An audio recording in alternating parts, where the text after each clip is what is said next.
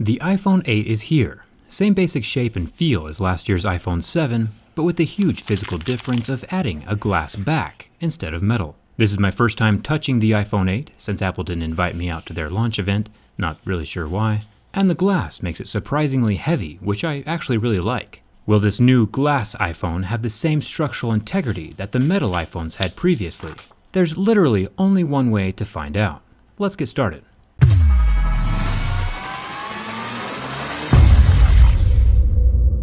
Apple claims that this is the most durable glass ever on a smartphone. Pretty bold claim. I've tested over 75 different phones now, and I think we should start with the scratch test first. I have a set of Mohs hardness picks that differentiate between different minerals. Plastic screen phones would scratch at a level 3, glass is usually around a 5 or a 6 on Mohs scale, and real sapphire scratches at a level 8 or 9. As far as scratching goes, this glass scratched at a level 6, with a deeper groove at a level 7, which is the exact same score that the iPhone 7 got last year, as well as the Note 8 and most other tempered glass flagships these days. When Apple says most durable, they might be talking about impacts and drops instead of scratch resistance.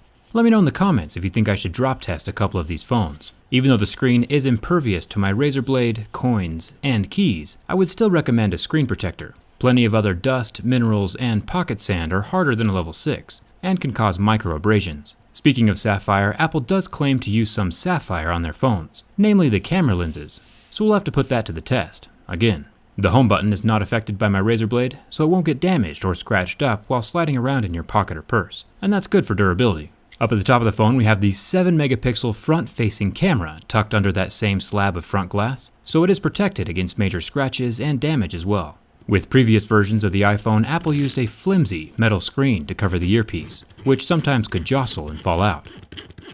But nowadays they use a more permanent, solid metal screen which will not fall out or dislodge. Bonus points for that one. The gold glass iPhone 8 has a solid slab covering the entire rear surface of the phone.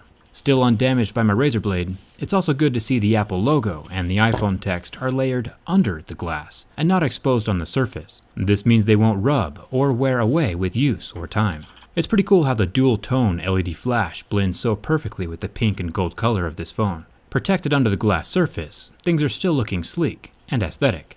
One cool thing is that right next to the camera lens there's a little microphone hole that has a metal grill in it. Apple's attention to small detail and aesthetics is amazing. Most phones just leave it as a hole with no protection. And now for the camera lens. Apple claims that this is made from sapphire. Sapphire is a super premium and expensive and durable material that resists scratching until level 8 or 9 on Mohs scale. Testing out this claim with my razor blade, which is about a 5.5 on Mohs scale, leaves no scratches, which is great. And that means that this camera lens is just as durable as regular glass so far. But when I test Apple's sapphire with my Mohs picks, I see visible marks at a level 6, and a level 7, and a deep catching groove at a level 8.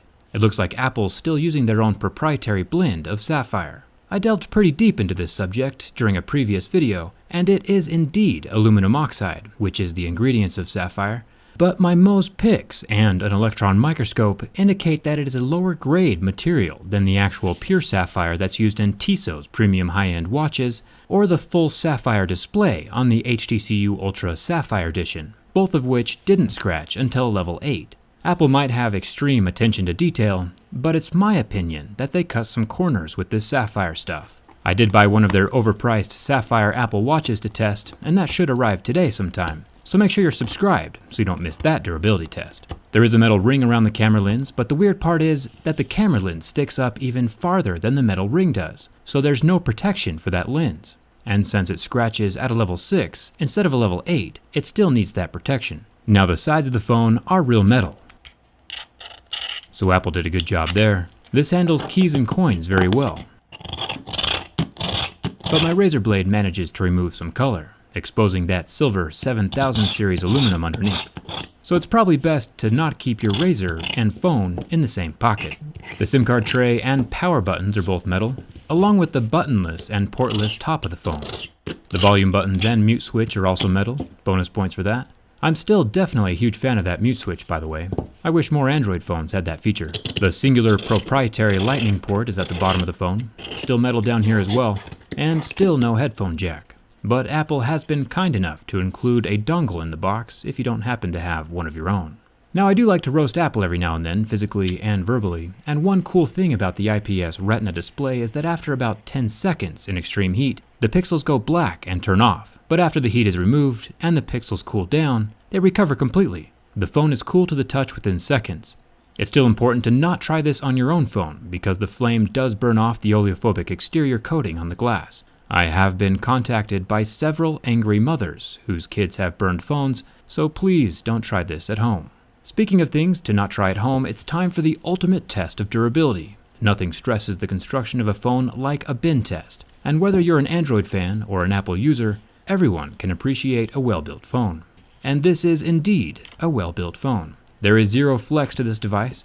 If you remember on my iPhone 7 bin test last year, the waterproofing adhesive was ruined by the bend, but this has since been corrected with the iPhone 8. I'm very impressed. There is no glass separation on the front or the back, no matter how you bend it. This phone is definitely skinny jean approved. The last thing I want to point out as a bonus and thumbs up to Apple's build quality is the rear glass panel. It has a lip of plastic around the edge as a cushion to protect the glass during drops, so the plastic helps out. Smart design choice. The front screen also has a plastic cushion around the glass as well. Most people wouldn't notice this subtle detail, but Apple does put an extraordinary amount of thought and design into their phones. Well, except for the sapphire camera lens anyway. Hit that subscribe button if you want to see that sapphire Apple Watch tested, and come hang out with me on Instagram and Twitter. I think we should try and make a clear iPhone 8. Thanks for watching, and I'll see you around.